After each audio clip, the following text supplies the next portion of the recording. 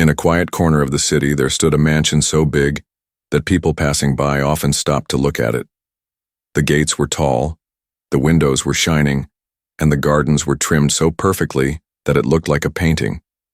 It was the house of a millionaire, a man known everywhere for his success, his business empire, and his money. People respected him, admired him, and sometimes even feared him. Yet behind those golden doors, behind the marble floors and glass chandeliers, the house was silent. The silence was not peaceful. It was heavy. It was the kind of silence that carried sadness, the kind of silence that told a story even when no one was speaking. The reason for this silence was the millionaire's children, 2 twin boys. They were born blind. From the day they came into the world, doctors, nurses, and specialists tried everything they could. But nothing worked. The boys could not see the light of day. They could not see the beautiful gardens outside. They could not see the shining chandeliers above their heads. And because of this, the house never felt alive with their laughter. The millionaire loved his sons, but he did not know how to love them the right way. He believed money could fix anything. So he filled their rooms with expensive toys, soft carpets, and golden lamps. He hired the best tutors to teach them, the best doctors to check them, and the best caretakers to look after them. But the boys still lived in darkness. Whenever the father walked past their room, he saw them sitting quietly, sometimes holding each other's hands, sometimes just listening to the sound of the clock ticking on the wall. They rarely smiled. They rarely laughed, and the millionaire, instead of sitting with them, instead of talking to them, buried himself in his office. He thought, if I can make more money, maybe one day I'll find a cure. Maybe one day I can buy their sight. But days turned into months, and months turned into years. The boys were growing, but their world was still small. They could not run in the garden like other children. They could not play football, ride bicycles, or see cartoons on television. Even when they were surrounded by people, they felt alone. Their blindness was not just in their eyes. It was in the way the world treated them. Inside the mansion, the staff moved around quietly. The maids cleaned. The chefs cooked. The guards stood outside. But none of them ever really connected with the boys. Some were kind, yes, but they kept their distance. Others treated them like fragile glass, too afraid to let them try anything. And so, the twins grew up surrounded by people but without friends. At night, when the mansion lights were turned off, the father often sat by himself in his study. He held his head in his hands, thinking about his life. He had everything: cars, businesses, money, and fame. But his heart was empty. He could not understand why, with all his wealth, he could not give his sons the one thing they needed most: the ability to see. Sometimes he wondered if his sons even loved him. He never had the courage to ask them. He only gave them gifts, expensive ones, hoping they would understand. But the twins did not care about gold or toys. They wanted love. They wanted someone who would sit by their side, hold their hands, and talk to them not as blind children, but as humans with dreams, feelings, and hearts. The mansion was big, but it was not a home. It was a place of silence. The neighbors often whispered, "The millionaire's children never come out. We never see them play. Are they sick? Are they different?" Rumors spread. Some people even pitied the father, while others criticized him for hiding his sons. The millionaire heard all of it, but he pretended not to care. Deep inside, he did care. He just did not know what to do. The twins were not bitter. They did not blame their father. They simply did not know what life could be beyond the walls. For them, the world was made of sounds, textures, and voices. They recognized people by footsteps. They recognized rooms by the smell of furniture polish or the sound of echoes. They laughed sometimes with each other, but it was not the laughter of free children. It was soft, cautious, and rare. One day on the twins' 10th birthday, the father decided to throw a big party. He thought it would make them happy. The house was decorated with balloons and ribbons. Expensive cakes and gifts filled the tables. Important people from the city came, everyone dressed in their best clothes. But in the middle of it all, the twins sat quietly. They could hear the music, but they could not dance. They could smell the cake, but they could not see the candles. They could feel the hands of strangers touching their shoulders, but they did not know who they were. When the music played, the other children of rich families laughed, ran, and played. The twins just sat there. One of them whispered to the other, "Why are we here? This party is not for us. It is for them." And they were right. The party was more for the guests than for the boys. The father noticed this. For the first time, he realized that all the money he spent on the party could not buy happiness for his children. They did not want crowds. They wanted connection. They wanted someone who could see them, not with eyes, but with heart. That night, when everyone left, the mansion returned to silence. The father walked into his son's room. He wanted to speak, but the words did not come out. He saw them sleeping, their faces calm but lonely. He sat down in the corner thinking, "What am I doing wrong? Why does this house feel like a prison?" And in that moment, for the first time, the millionaire admitted to himself that money was not enough. He had been blind too, not in his eyes but in his heart. The days that followed were the same until something unexpected happened. The old maid who had been working in the house for years suddenly retired. She was tired, her health was weak, and she could no longer manage the heavy work. The millionaire needed someone new to take her place. When the agency sent a new maid, no one knew that this simple woman would change everything. Her arrival was quiet, almost unnoticed. She came with a small bag, wearing plain clothes, her hair tied back, and a smile on her face. She greeted the staff with respect. She greeted the twins with warmth. Unlike the others, she did not look at them with pity. She did not whisper about their blindness. She spoke to them as if they were just children, children who deserved laughter, joy, and life. And that was the beginning of a story that would not only change the twins, but also their father, the mansion, and the meaning of love itself. The fee. Mansion that once felt like a museum of silence was about to witness a change no one had expected. The old maid who had worked for the millionaire for years finally said goodbye. Her health no longer allowed her to climb the stairs, polish the windows, or chase after small details of cleaning. The millionaire, as usual, did not think much about it. For him, a maid was just another employee, replaceable, like furniture.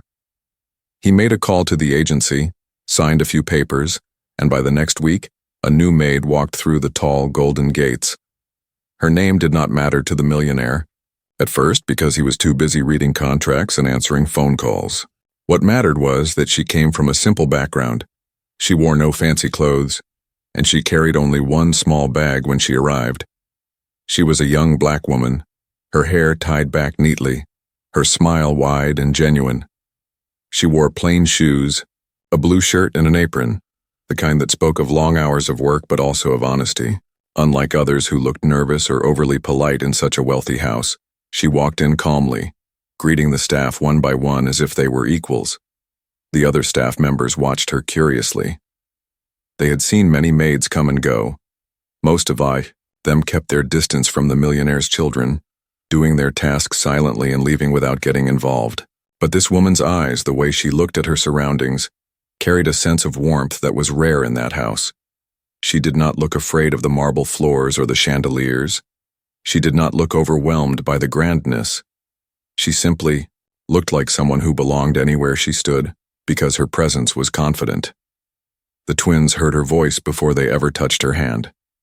She greeted them with cheer as she passed their room. "Hello there," she said with a gentle tone, as if she already knew them. The boys lifted their heads. Most strangers spoke to them either with pity or with hesitation, whispering as if they were fragile.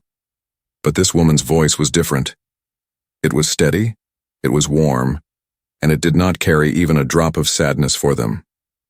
"Who are you?" one of the boys asked. His small hands reached out into the air, trying to understand the person who had spoken. "I am here to help take care of this house," she replied, walking closer.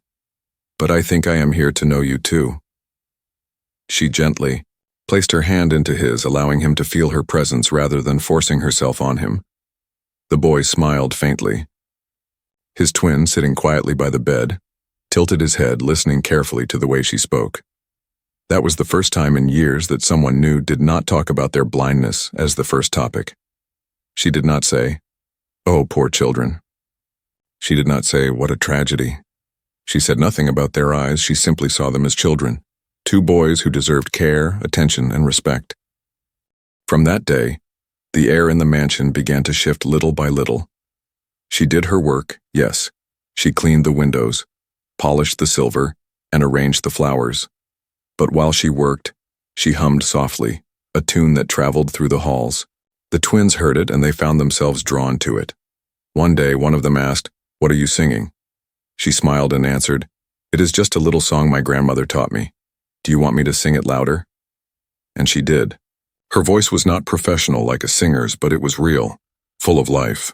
The twins laughed, clapping their hands to the rhythm, something they had never done before.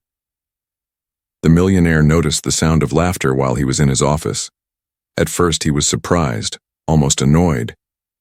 "Who is making all that noise?" he asked his secretary. But when he stepped out of his office, he froze.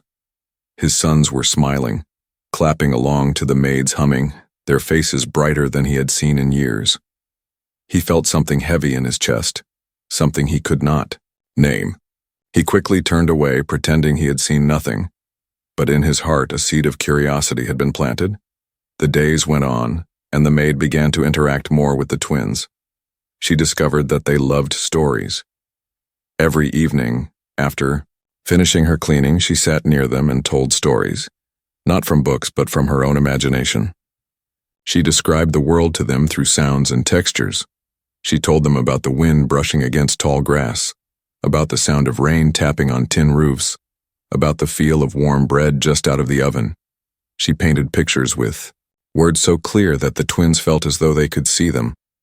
One night, after one of her stories, one of the twins whispered, "When you talk, I can almost see." His brother nodded in agreement. Those words touched her deeply. She smiled and replied softly, "That is because you already see in your own way. Eyes are not the only window to the world." The millionaire began noticing more changes. His sons, who once sat quietly in corners, were now asking questions. They asked about colors, about smells, about the shapes of things. They laughed more. They moved more confidently in their room. It was as if a spark had been lit inside them.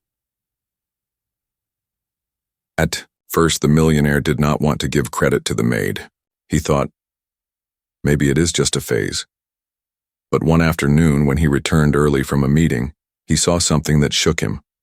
The maid was guiding the twins to walk across the garden, not holding them tightly as if they were fragile, but guiding them gently, letting them stumble a little, letting them feel the grass under their feet, the bark of a tree under their palms. And the twins were laughing, not crying, not afraid. They were alive in a way he had never seen. The millionaire felt anger rise in him. What is she doing with my children? What if they fall? What if they hurt themselves? He stormed towards them, but before he could speak, he stopped. The boys were smiling so widely that his words got stuck in his throat. For a moment, he stood there frozen, torn between fear and amazement. He had spent years keeping them safe inside walls, and here was this maid, breaking those walls within days. That night, the millionaire could not sleep. He paced around his study, thinking of her presence in the house. She was not like the others. She was not afraid of his authority, yet she respected him. She was not overwhelmed by his wealth, yet she cared for the house. Most importantly, she had reached a place he had never been able to reach, his sons' hearts. The staff in the mansion began whispering too. Have you seen how the boys laugh with her? Have you noticed how they wait for her stories? Some even said the house felt warmer since she arrived. It was as if her spirit carried a light that touched every corner. The millionaire tried to tell himself that it was just temporary, but deep inside, he knew something important was happening. His sons were changing. Their silence was breaking. And whether he liked it or not, it was because of her. The new maid had not only entered the mansion, she had entered their lives. And soon, She would teach them lessons that no money, no doctor, and no expensive gift ever could. The mansion that had once felt like a frozen museum was now slowly waking up with sounds it had not known for years. The twins, who had spent most of their days in silence, had discovered something new with the arrival of the maid: laughter. It did not come all at once like a flood.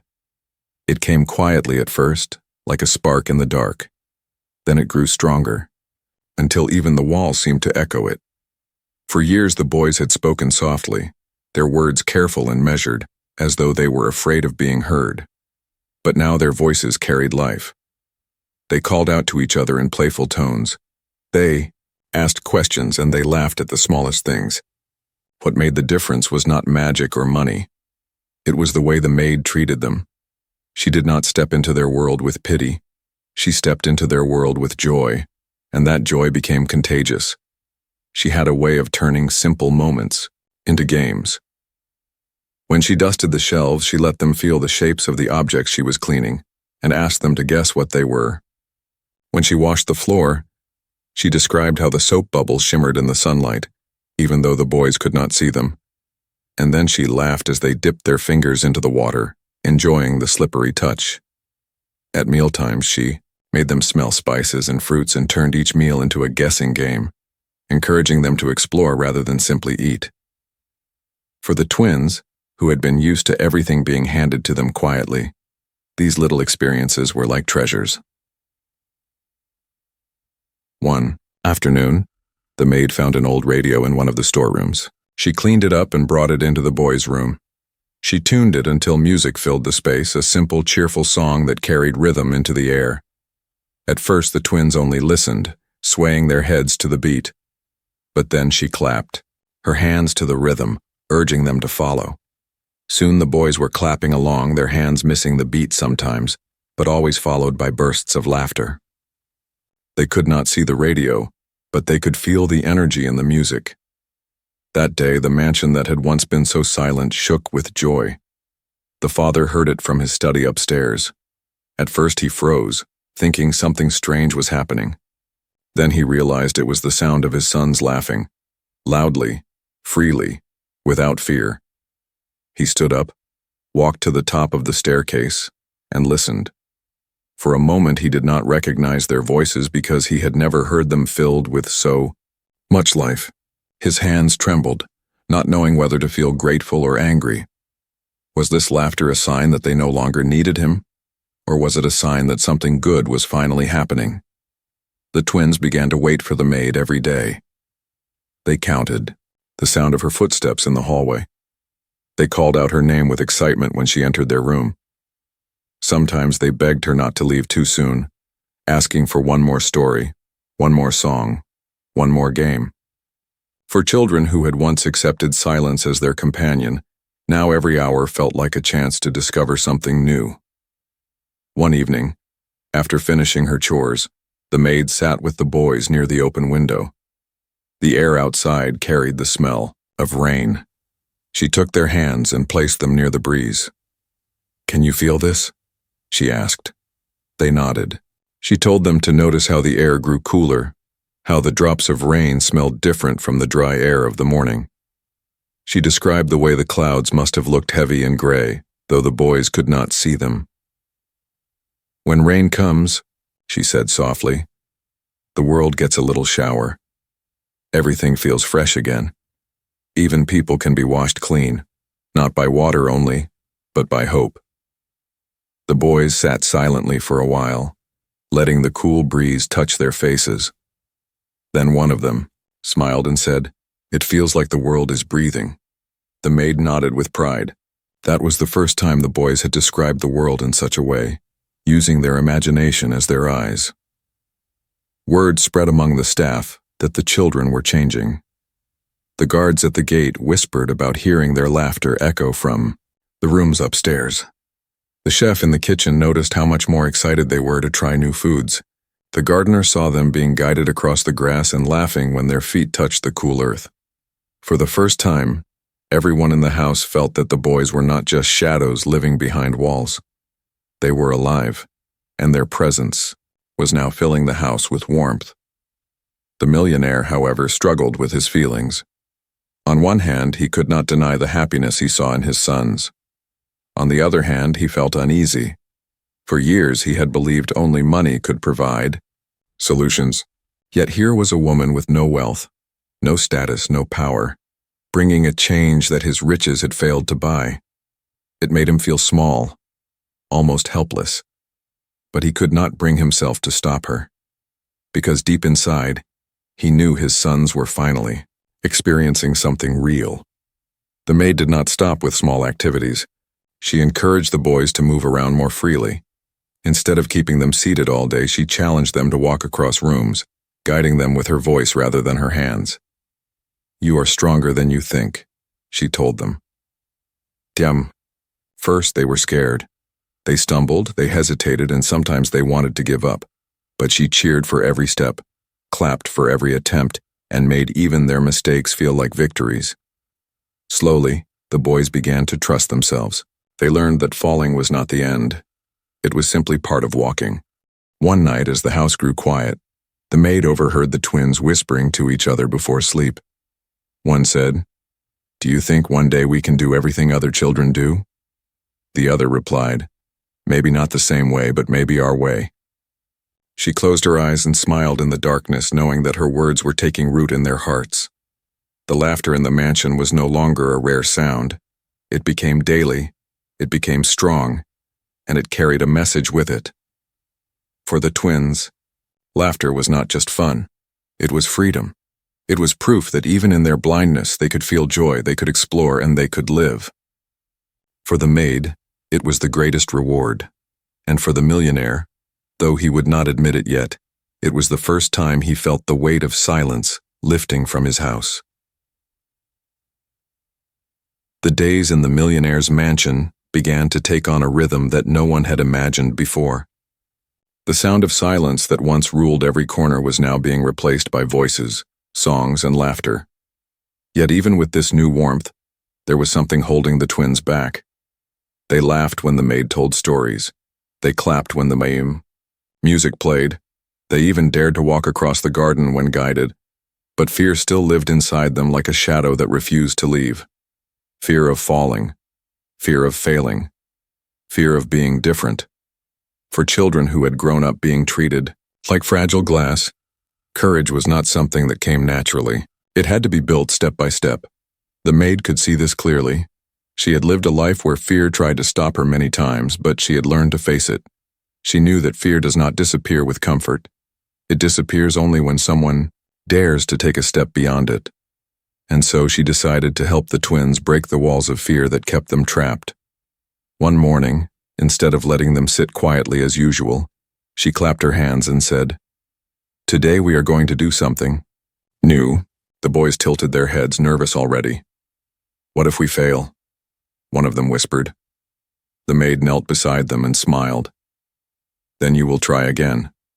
Failure is not the end. It is only the beginning of learning." She started with simple exercises. She placed chairs around the room and asked them to walk across by listening to her voice and touching the objects carefully. At first, their hands shook. Their feet hesitated with each step. They reached out as if expecting the ground to disappear under them. But the maid's calm voice guided them. "One step forward. Now reach out. Feel the chair. Good. Now move around it." Whenever they stumbled, she clapped and cheered as if it were a victory. Slowly, the boys began to realize that mistakes were not shameful. They were just part of the journey. The millionaire watched from the doorway one day, his heart in conflict. He wanted to rush in and stop them. He wanted to protect them from even the smallest bruise. But as he saw the maid encourage them, he realized she was giving them something far greater than safety. She was giving them confidence. His chest tightened when he saw his son stumble and then laugh instead of cry. That laugh after fear was more powerful than any medicine he had ever bought. The maid did not stop there. She began taking the boys outside more often. The garden, once just a decoration for visitors, now became a playground. She let them touch the bark of the trees, feel the rough edges of the stones, and walk barefoot on the cool grass. At first they clung to her tightly, afraid to move. but she gently loosened her grip. "You do not need me to hold you all the time," she said. "You need me to believe in you." And so she stood at a distance, calling out directions, allowing them to explore with their hands stretched forward. Every stumble was met with her encouraging laughter. There were moments when the twins wanted to give up. "It is too hard," they cried once after falling on the grass. The maid knelt beside them and placed their hands on her chest. "Do you feel that?" she asked. They nodded, sensing her heartbeat. "My heart beats because I keep going. Yours beats too because you are alive and strong. If you stop, the world will stop with you. If you keep going, the world will open up for you." Her words stayed with them, like a light in the darkness. The staff in the mansion began to notice changes in the boys. They walked with more confidence. They asked more questions. They even started describing the world in their own words. One said the sound of the wind in the trees was like whispers of angels. The other said the warmth of the sun on his skin felt like a gentle hug from someone unseen. They were learning to see without eyes, to live without limits. The millionaire, too, was changing quietly. Each evening he found himself listening outside his son's room. He heard their laughter, their stories, their courage growing. For years he had hidden behind his work, convincing himself that providing money was enough. But now he began to wonder, had he been the blind one all along? Blind not in sight, but in heart? The thought disturbed him, but it also softened him. One afternoon, the maid suggested something that shocked everyone. She wanted to take the boys beyond the gates of the mansion. The father almost shouted in anger. "Absolutely not. They could get hurt. They cannot even see." But the maid stood calmly, her eyes steady. "They cannot live locked inside forever. If you want them to be strong, you must let them face the world. Fear grows only when we run from it." The millionaire struggled. Every part of him wanted to protect his sons from pain. Yet deep inside he knew she was right. His wealth had built walls around them, but those walls were not safety. They were prison bars. After a long silence he agreed, but only with heavy conditions. "You will stay close to them every second. One mistake and this ends." The maid nodded, hiding her smile, knowing that this was the beginning of a greater change. The first trip outside was small, just to the street near the mansion. The boys held on to the maid's hands tightly, their bodies tense with fear. The sounds of cars, footsteps, and voices overwhelmed them. But the maid whispered, "Do not fear the noise. Every sound is a guide. Listen carefully and the world will speak to you." Slowly they began to relax. They noticed the sound of a bicycle passing, the rhythm of shoes on the pavement, the call of a street vendor. They even laughed when the smell of roasted peanuts reached them, making their stomachs growl. For the first time, the world outside did not feel like a threat. It felt like a story waiting to be told. That evening, when they returned, the boys were full of excitement. They described what they had seen with their ears and noses.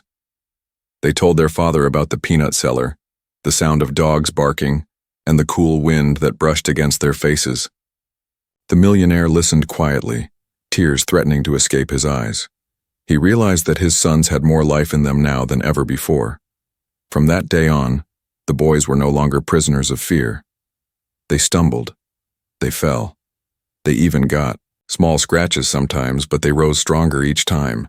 Their laughter after each fall became the music of the mansion. The maid had broken the walls that fear had built, and in doing so she gave the twins the gift of freedom. And in the quiet of his study, the millionaire whispered to himself, "Maybe they are blind, but I was the one who could not see." The mansion that once carried only shadows of silence was now alive with new rhythms of discovery. The twins were no longer the same children who had once sat quietly in corners, waiting for life to pass them by.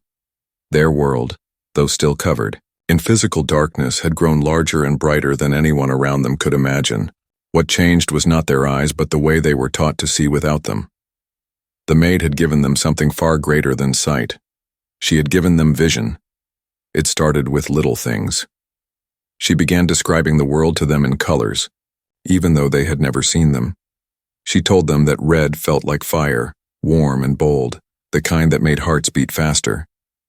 Blue, she said, was like the calm sound of water, soft and endless. Yellow was the warmth of the sun on their faces, cheerful and bright. Green was the smell of fresh grass and the coolness of leaves in their palms. Though their eyes could not confirm these descriptions, their hearts painted pictures so vivid that even the sighted would envy them.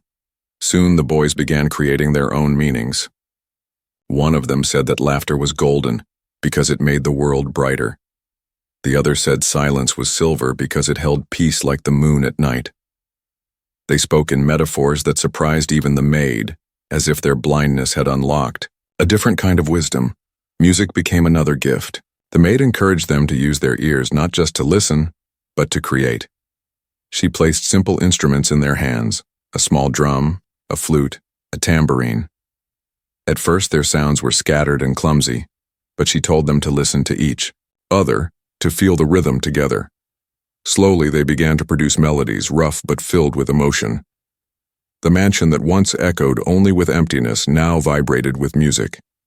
Even the staff paused in their duties just to listen, feeling something inside their hearts shift as the boys played. The millionaire could not ignore this transformation. One evening he stood silently outside the room as his sons played a tune together. The notes were not perfect, yet they carried a beauty he had never heard in his life. He felt tears sting his eyes, though he quickly wiped them away. For the first time he realized that what his sons were creating was more valuable than any business deal he had ever closed. They were creating vision out of sound, beauty out of nothing, joy out of what others would call disability. The maid pushed them further still. She brought them clay and asked them to mold shapes with their hands. She told them to imagine the world in textures, smooth for glass, rough for stone, soft for flowers. The boys laughed as they created little figures, some crooked, some unrecognizable, yet each one a work of art in its own right. They were no longer afraid of mistakes. Every creation was a story, and every story was precious. One afternoon, as the sun poured its warmth over the garden, the maid encouraged the twins to sit with notebooks and pencils. "You may not see the lines," she said, "but your words can draw pictures." At first they hesitated, but soon their pencils began to scratch across the paper, shaky but determined. They wrote about the smell of rain, the touch of wind, the sound of footsteps. They wrote about dreams of flying, of running freely, of touching the stars. Their words carried such depth that even the millionaire, when he secretly read them, felt humbled. He had lived his whole life chasing wealth, yet his sons, blind from birth, saw the world with more clarity than he ever did. The gift of vision beyond eyes was not only shaping the boys, it was shaping the father too. He found himself sitting, more often with them, listening quietly as they described the world in their own ways. Sometimes they asked him questions that pierced through his soul. "Father, what does your heart see when you are alone?" He never had an answer because he realized his heart had been blind for years. As weeks turned into months, the boys began to inspire even those who visited the mansion. Businessmen who once came only to talk numbers now left speaking about the extraordinary twins who described the world in poetry.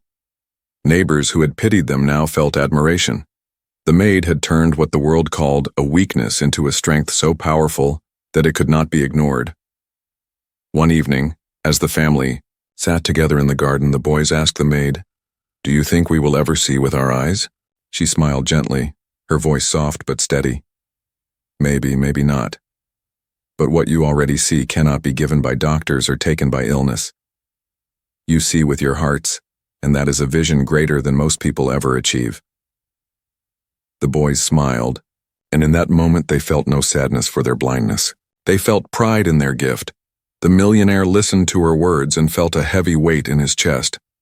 All his life he had been blind to this truth. He had thought sight was the greatest gift. But now he realized that the truest vision came from understanding, from imagination, from love. His sons were not disabled, they were extraordinary. And he, for the first time, felt humbled to be their father. The maid's lessons did not stop. Every day she found new ways to help them grow, not as children defined by blindness, but as souls defined by strength.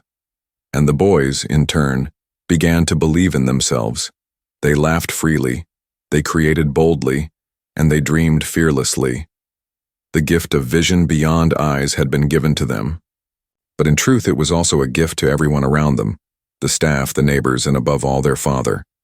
The man who had once lived only for business and wealth now found himself standing at the edge of his own heart, seeing things he had never seen before. For years, he had measured his worth in numbers: contracts signed, deals closed, profits earned. His empire stretched across cities, yet when he returned home, his heart always felt empty. He had told himself that the emptiness was because his sons were blind. But now, watching them laugh, sing, and create a life filled with meaning, he realized the emptiness had been inside him all along. Every evening he would pause outside their room, listening quietly to the sound of their voices. Sometimes they played music together, the drum and the flute echoing with joy. Sometimes they told stories, weaving colors into words in ways that made the world sound more beautiful than it truly was. And sometimes they simply laughed, that deep, free laughter that had been missing from the mansion for so long. Each sound was like a mirror held up to the millionaire's soul, showing him how blind he had been, not in his eyes, but in his way of living. One night he entered their room quietly and sat on the edge of the bed. The boys stopped talking, surprised. He had never done this before. He looked at them, though they could not see his eyes, and whispered, "Do you know how proud I am of you?" The words felt heavy on his tongue, because they had stayed buried in his heart for years. One of the twins reached out and touched his hand. "We just wanted you to sit with us, Father," he said softly. The millionaire felt something break inside him. He realized he had spent years buying gifts when all they wanted was his presence. The maid watched this transformation from a distance. She knew the change would not come overnight, but she could see the walls around his heart slowly crumbling. He began spending more time at home. Instead of locking himself in his study until late at night, he sat with his sons, listening to their stories. At first he was awkward, unsure of what to say or do, but the boys welcomed him with patience. They told him about their games, their songs, and the way they imagined the world. They did not ask for perfection from him. They only asked for love. For the first time in years, the millionaire began to smile.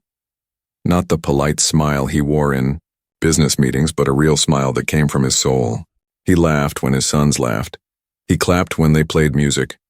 He listened with wonder when they described colors and sounds in their own unique way.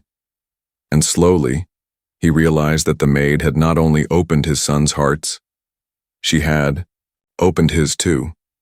The change began to show in his business life as well. He no longer rushed into deals without thought. He began to value people over profits. When employees came to him with problems, he listened with genuine concern rather than impatience. His partners noticed a softer tone in his voice, a new warmth in his decisions. Some called it weakness, but those who knew better recognized it as strength, the strength that comes from a heart finally awake. The millionaire also began to see the world differently. One afternoon he sat in the garden, watching the wind move through the trees. For years he had paid gardeners to keep the yard grass perfect, the flowers arranged like a showpiece. But now he saw beauty not in perfection but in life itself. The way the leaves rustled, the way the sun painted golden light on the grass, the way his sons walked barefoot and laughed as they felt the earth beneath their feet. For the first time, he saw nature not as decoration but as a gift. One evening, as he sat with the maid after dinner, he asked her quietly, "How did you do it? How did you change them?" She shook her head gently and smiled. "I did not change them. They were always like this. They just needed someone to believe in them." Her words struck him deeply. He realized he had been so busy seeing their blindness that he had forgotten to see their light. The transformation also touched his wealth. Instead of spending money only on luxuries, he began to invest in causes that mattered. He donated to schools for children with disabilities. He funded programs that taught life skills to those society ignored. He even started a foundation in his son's name, dedicated to showing that blindness was not a limitation but a different way of seeing. The newspapers called him generous, but those close to him knew it was more than charity. It was redemption. Yet the most important change was in his heart as a father. He began to hug his sons more often, something he had rarely done before. He listened to their fears, their dreams, their laughter. He even allowed himself to cry in front of them, no longer hiding behind the mask of a strong businessman. And when he cried, his sons held his hands and said, "We can see you now, Father. Not with our eyes, but with our hearts." Those words healed wounds he had carried for years. The maid, watching quietly from the corner, knew her work had gone beyond the children. She had planted light in a house that once knew only shadows. The millionaire's transformation was proof that love could rebuild even the hardest of hearts. The mansion itself seemed different now. It was no longer just a palace of marble and gold. It was alive with music, laughter, and love. The walls, that once echoed silence, now carried stories. The air that once felt heavy with sorrow now felt light with hope. Even the staff felt it. They moved with more joy, spoke with more warmth, and carried pride in serving a house that finally felt like a home. The millionaire had been blind in many ways, but now he could see clearly. He could see that wealth was not measured by numbers in a bank account, but by the love shared in a family. He could see that his sons were not a burden, but a blessing. He could see that sometimes the greatest teachers come not from universities or boardrooms, but from the simplest of people, a maid with a heart full of wisdom. And so, the man who once thought he had everything discovered that he had been poor all along, until love taught him how to truly live. Years passed, and the mansion that had once stood as a symbol of wealth but silence was now remembered for something far greater. It was no longer just the home of a millionaire. It had become the place where two blind twins taught the world how to see. The story of their lives, of their laughter, and of their courage began to spread far beyond the tall golden gates. People came not to admire the marble floors or the expensive gardens, but to meet the boys who had found vision without eyes.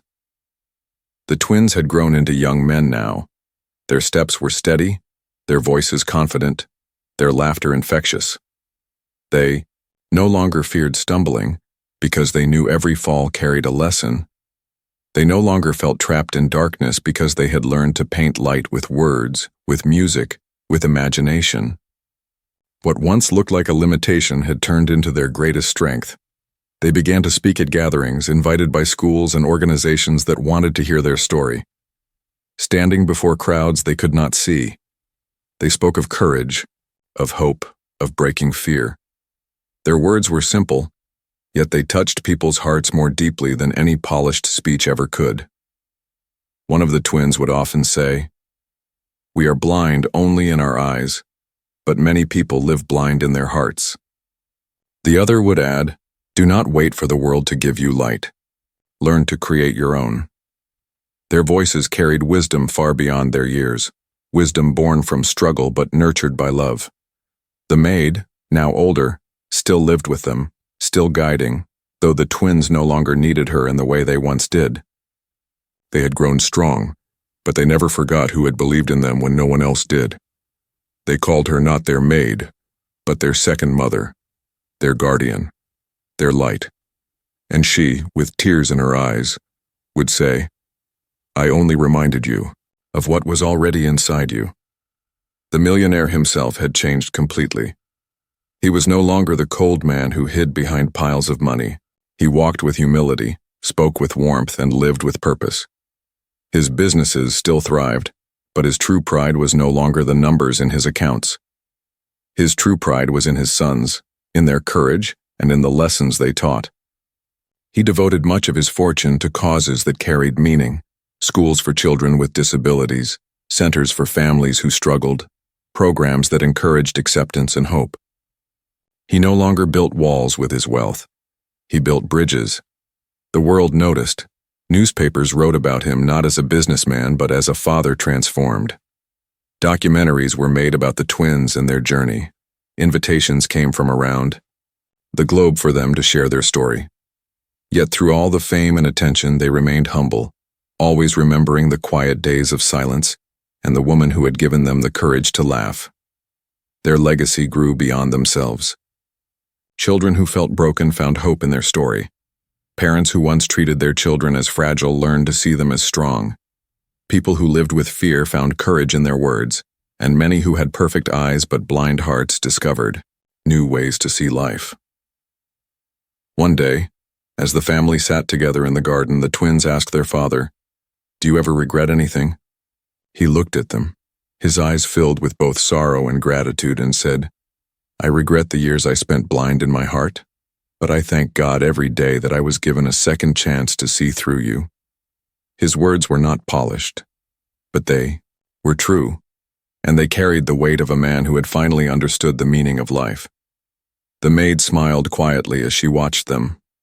She knew that her time in this house was a gift, not only to the twins, but to herself as well. She had come as a worker, but she had found a family.